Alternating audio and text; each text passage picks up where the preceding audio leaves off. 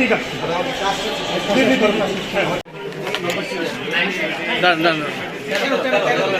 নির্বাচনের প্রক্রিয়ায় মাত্র তো আমরা শুরু করলাম। প্রথম কথা হচ্ছে যে বাংলাদেশে গণতান্ত্রিক যে একটা রূপান্তর দরকার, সেই রূপান্তরে বাঞ্ছারামপুরবাসী একটা গুরুত্বপূর্ণ ভূমিকা রাখবে, এইটা আমাদের প্রত্যাশা। এবং আমাদের যে জায়গাটা আমরা মনে করি সেটা হচ্ছে যে বাঞ্ছারামপুরের উন্নতি সমগ্র দেশের মানুষের উন্নতির সাথে সাথে বাঞ্ছারামপুরের শিক্ষা, স্বাস্থ্য, বাসস্থান, এইখানে কর্মসংস্থান, বিনিয়োগ সমস্ত কিছুর মধ্য দিয়ে সারা দেশের উন্নতির একটা গুরুত্বপূর্ণ কেন্দ্র বাঞ্ছারামপুর হয়ে উঠবে।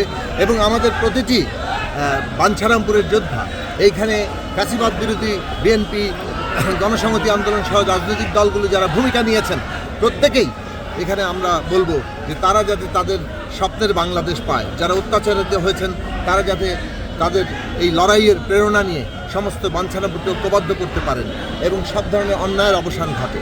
এই জায়গাটা আমাদের করতে হবে। যারা হত্যা করেছে, যারা খুন করেছে, যারা অন্যায় করেছে, তাদেরকে অবশ্যই আমরা বিচারের আওতায় দেখতে চাই।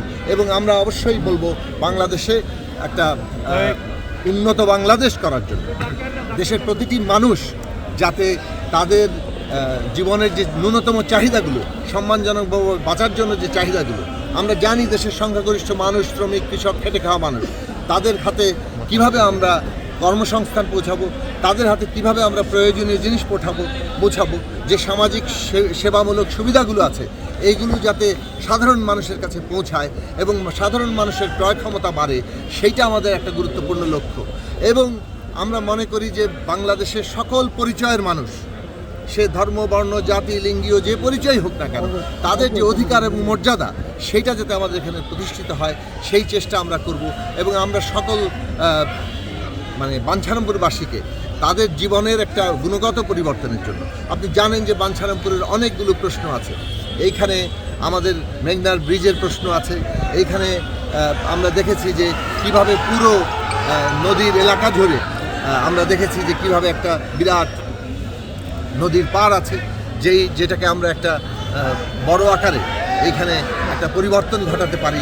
এটা একটা নতুনভাবে বিনিয়োগের কেন্দ্র হয়ে উঠতে পারে, শিল্প কলকারখানা গড়ে উঠতে পারে, এখানে পর্যটনের কেন্দ্র গড়ে উঠতে পারে।